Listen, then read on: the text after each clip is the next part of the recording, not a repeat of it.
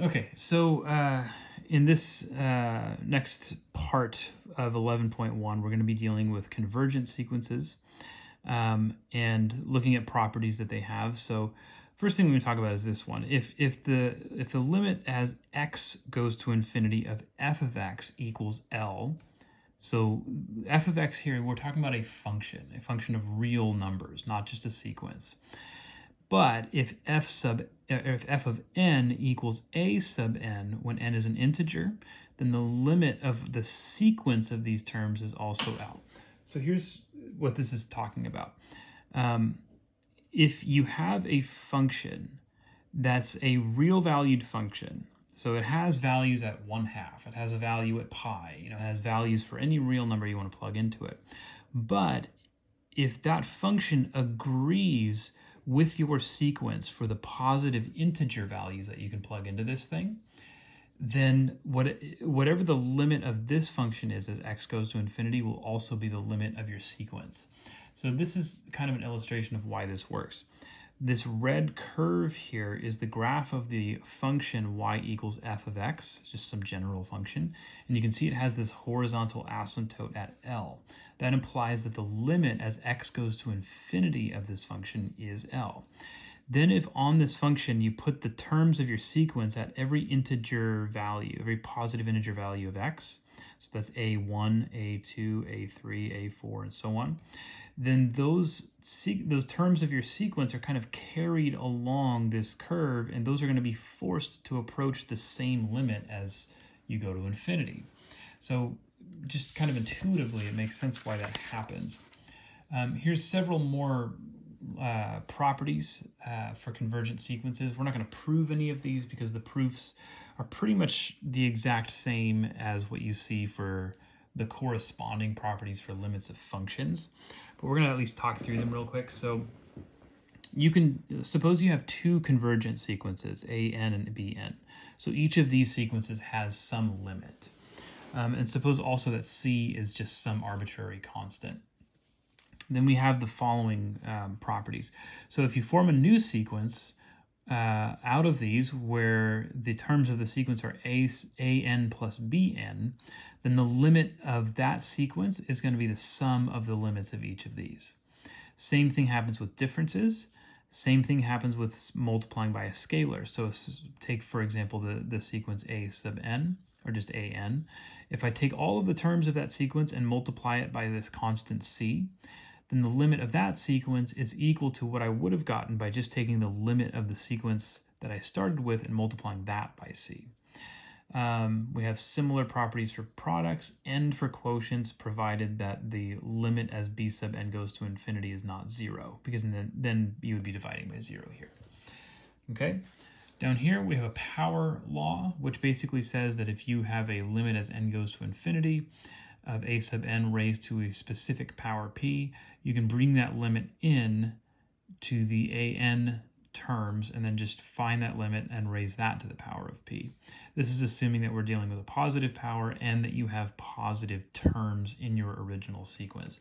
The reason we need that is because some values of p would not make sense if a sub n was negative. For example, if p was equal to 1/2, then we're taking square roots. That's what that would mean. And when we get negative values in our sequence, that means we're taking square roots of negative numbers. That gives us complex numbers, which is outside of the scope of this class. So we don't deal with that kind of stuff here. So we put these restrictions on here to avoid that. You may remember the squeeze theorem for limits in Calculus 1. We have a similar theorem in the topic of sequences here. So if a sub n is less than or equal to b sub n, which is less than or equal to c sub n, for all n greater than some number n naught, and if the limit of these two outside sequences, a sub n and c sub n, both go to the same limit L, then the limit as b sub n, or the limit as n goes to infinity of b sub n, would also be L. So this picture right here kind of illustrates why this happens. You have the sequence a sub n, which is kind of below the other two sequences. It's less than those. C sub n is greater than or equal to all of these terms, and the bn is trapped in between them. That's what this inequality is saying. This part is saying that the limit of the lower sequence and the upper sequence are both going to the same thing. And so what that does is that takes this sequence in the middle and it forces its terms to go to the same limit. Basically the same idea as the squeeze theorem for functions. Okay, this one, if the limit as n goes to infinity of the absolute value of the terms of your sequence is 0, then the limit as n goes to infinity of a sub n without the absolute value also goes to 0. That one's not super hard to just intuitively understand. And finally, a lot of properties we have to get through. This is the last one. If the limit of your sequence is L, and if the function f is continuous at L, then the limit as n goes to infinity of f of a sub n is equal to f of L. This theorem actually summarizes a bunch of the properties we already talked about. So for example, if that function raises numbers to a power of p, then this theorem is just this property right here. So this is kind of a generalization of a lot of the properties we've talked about, but it's saying that if you have a continuous function and then you take all of the terms of your sequence and you put them into that continuous function to get a new sequence, then whatever the limit of your previous function was, or your old sequence was, you can just plug that limit into your function and you get the limit of the new sequence. So again, that's kind of generalizing most of the properties we just talked about. Okay, so now what we want to do is, this is something you're going to spend most of the homework problems doing. We want to take various different sequences and decide whether they converge or whether they diverge. And then if they do converge, we want to figure out what is the limit of that sequence. So let's start with this one right here. Okay, so in this one we have a sub n equals 3 root n over the square root of n plus 2. Okay, so the limit of this sequence, how do we find the limit of this sequence? There's a couple of approaches that we could take. One thing we could do is try to find a function of real numbers that agrees with this sequence for all of the integer values that I input into it. Now that might sound more complicated than it really is. Instead, what we're doing, or what we're really doing here, is we're just defining f of x to equal 3 root x over the square root of x plus 2. So notice I'm just swapping the n's out for x's, but by putting x's in there, I'm thinking of this as kind of something more general than this. It's a function where x can be any real number for which this is defined. Now what I can do is see if I can find the limit of this function as x goes to infinity. The limit as x goes to infinity of this function, 3 root x over the square root of x plus 2, I can evaluate using some different approaches. One thing I could do is I could multiply this by 1 over root x over 1 over root x. What this is doing is it's going to give me this. This is equal to the limit as x goes to infinity of just 3 now over 1 plus 2 over root x. Now this little rational expression down here, as x goes to infinity, this denominator is going to infinity, which means this whole thing is going to 0, leaving me with just 3 over 1. So the limit here is just 3. Okay, because that limit exists, I know that this first sequence is convergent. So by finding the limit, I've shown that it's convergent. Okay, by the way, we could have also used L'Hopital's rule for this one, because this is an infinity over infinity indeterminate form, so that would have worked as well. Let's try B now. This sequence right here, does this sequence converge or diverge? So let's think about it. A sub n is equal to 9 to the power of n over 4 to the power of n plus 1. One thing I could do to this is try to get a common power in my numerator and denominator. I have an n here, but I have an n plus 1 down here. So one thing I could do is pull a 4 out of this. I could say that this is 1/4 times 9 to the power of n over 4 to the power of n. So I took one of those 4's out and just kind of set it aside there. This is the same thing as 1/4 times 9/4 to the power of n. Now I want to think about this for a second. 9/4 is larger than 1, and this exponent is going to infinity. So if we have an exponential like this, where the base is greater than 1, then if that exponent goes to infinity, we know from calculus 1, this whole thing goes to infinity. The 1/4 being multiplied to this out here is not changing that. So this is going to go to infinity as n goes to infinity. And the fact that it goes to infinity means that this sequence diverges.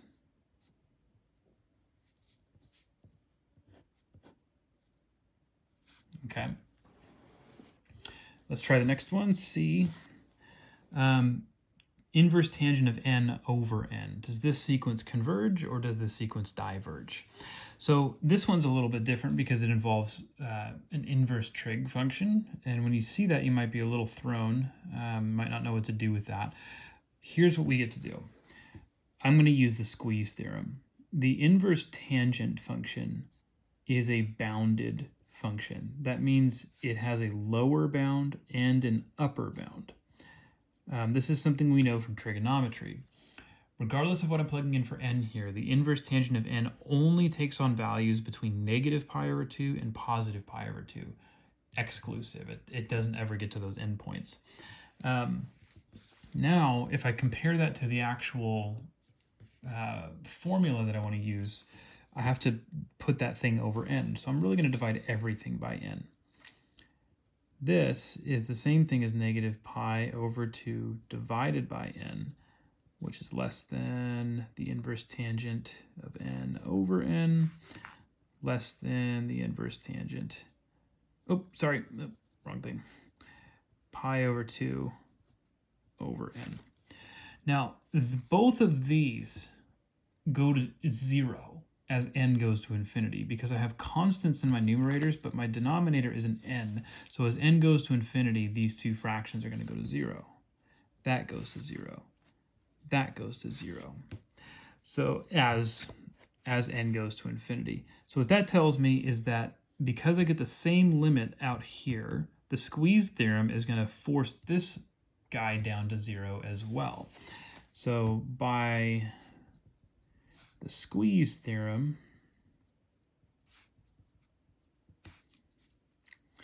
the inverse tangent of n over n goes to 0 as n goes to infinity. So convergent. We found the limit for this sequence, which means it's convergent.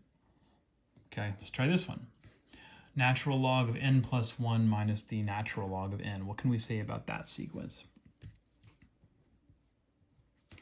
So this is an interesting one. We've got some natural logarithms. The thing we want to use here is the one of the properties of logarithms. So a sub n is equal to what? A sub n is equal to the natural log of n plus 1 minus the natural log of n. But this is the same thing as the natural log of n plus 1 over n. Right? We know that from our properties of logarithms, that I can put this in this form. Now we've seen this n plus 1 over n here. I'm sorry, it was n minus 1 over n, but even still, this is the same thing as the natural log of 1 plus 1 over n. Okay? Now if I apply this theorem, if I think of just this sequence, 1 plus 1 over n, what is that sequence without the natural logarithm? What does that go to as n goes to infinity? Well, that would just go to 1, because it's 1 plus something that's going to go to 0 as n goes to infinity. And then, so if the sequence 1 plus 1 over n is convergent, and then if I take a continuous function like the natural log and evaluate all of the terms of my sequence through that function, which is what's happening here, then I just need to take the natural log of the limit of this thing. So this goes to the natural log of 1, which is equal to 0, as n goes to infinity. The limit exists, so this one is also convergent. Okay, let's look at this last one. And this is an important one. R sub n, or r to the power of n, where r is a constant. Does this converge or does this diverge? So for this one, we actually have this listed as a theorem. So E is kind of given to me as a result right here. But this one says the sequence r to the power of n is convergent if r is between -1 and +1. It can equal 1, but it can't equal -1. The reason it can't equal -1 is because if I have -1 to the power of n, then remember n is equal to 1, and then it's equal to 2, and then 3, and then 4. It's counting. And so I'm alternating between even and odd numbers. If I take -1 to an odd number power, I'm going to get -1. If I take it to an even number power, I'm going to get +1. So if I put a -1 in for r there, then the sequence turns into -1, 1, -1, 1, -1, 1. It's alternating between two different numbers, and we've already seen those types of sequences don't have limits. They don't converge. But if it's equal to 1, then regardless of what n is, this is just a sequence of 1s, which converges to 1. More interestingly, though, is if we're getting something other than these values. So if r is between -1 and +1, so something like 1/2 or 0 or -2/3, something like that, then this sequence will go to 0. And the reason for that is because if you take a number that's less than 1 but greater than -1, you can think of that as like a proper fraction, or just any number between -1 and 1. Every time you raise it to a larger power, it's getting the value of that would be getting smaller and smaller, shrinking towards 0. If you pick any value of r that's outside of that range, like r equals 2, then every time you apply a larger power to that, that's getting astronomically larger. That will go off to infinity. So kind of talking through that one, we see why this result holds. This is only convergent in this case, and the limit is equal to 0 if r is strictly between -1 and 1, and it's equal to 1 if r is exactly equal to 1. Okay? All right. A little bit more to cover. So we say that a sequence an is increasing if an is less than an plus 1 for all n greater than or equal to 1. Literally what this means is that each new term in your sequence is greater than the one before it. Here's a way of kind of writing that differently. We say that a sequence is decreasing if the opposite happens, so if each new term in your sequence is less than the one that comes before it.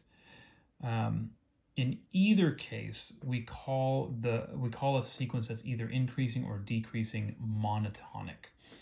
So let's look at an example. I want to determine whether this sequence right here, 1 minus n over n plus 2, is increasing, decreasing, or neither. Now, at first glance, it may not be immediately obvious one way or the other, but there's a way of manipulating this formula here to make this a little bit easier to work out. I notice that I have a linear numerator and a linear denominator.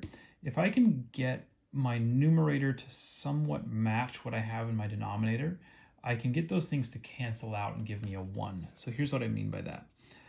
I have 1 minus n in my numerator. I'd like to see an n plus 2 in there. What if I did n minus 2? Well, first of all, if I go and subtract a 2, I've changed my numerator. I don't want to change it, so I want to compensate for the fact that I put something new in there by getting rid of it at the same time. So minus 2 plus 2. These would become 0, and I would still have 1 minus n after all of that. over n plus 2. Now, the reason I did that is because I can factor a negative out of these two terms here. I can also add these two terms together. So 1 plus 2, that would be 3, minus n plus 2. See where the minus factored out, and both of these became positive after doing that, over n plus 2. If I were to split this into two fractions, 3 over n plus 2, and then minus 1 after that, then I would get, I get something that's a little bit easier to analyze. Okay, in fact, I'm going to write this in a slightly different form. Negative 1 plus 3 over n plus 2.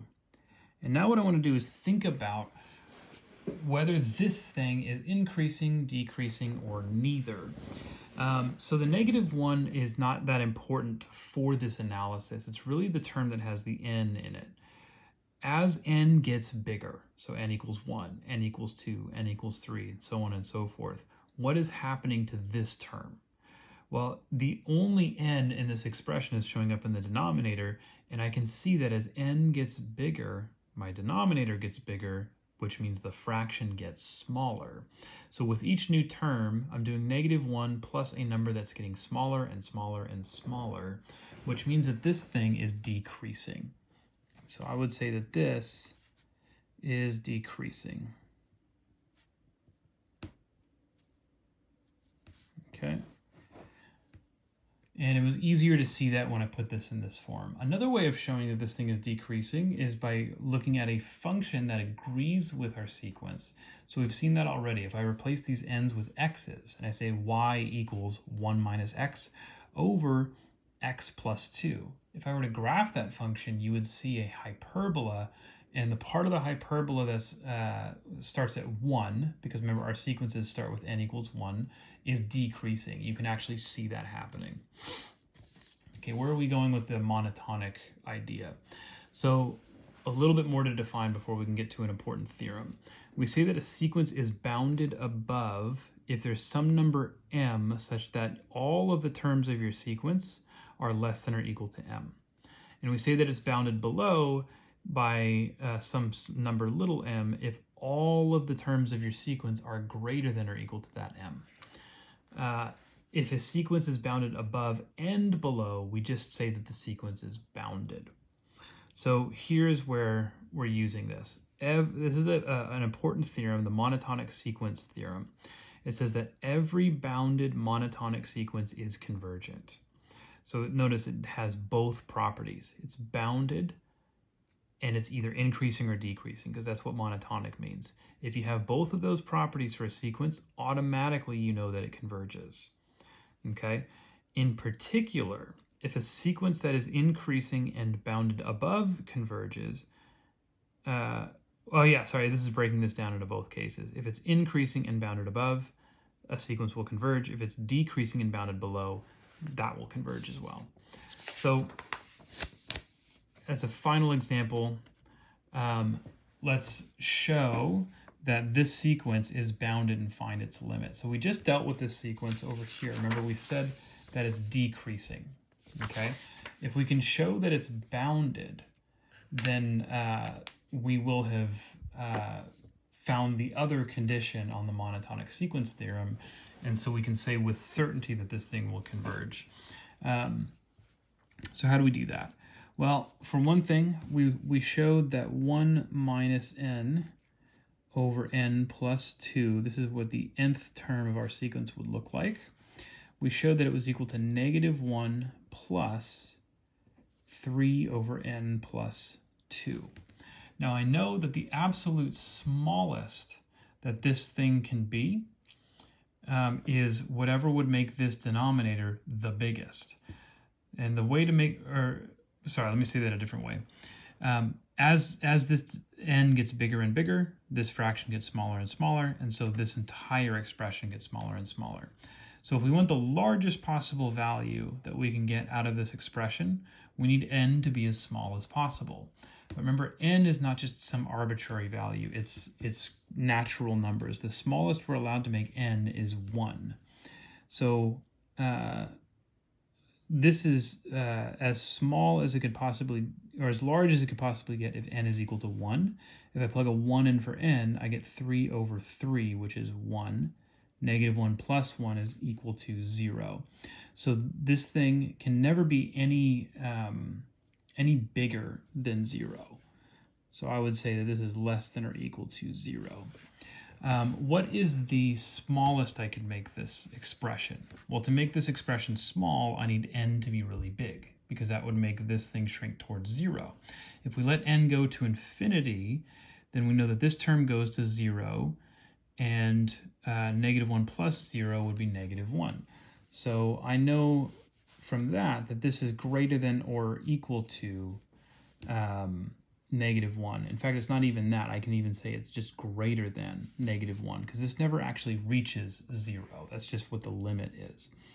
So I know that a sub n is less than negative 1, or sorry, greater than negative 1 and less than or equal to 0.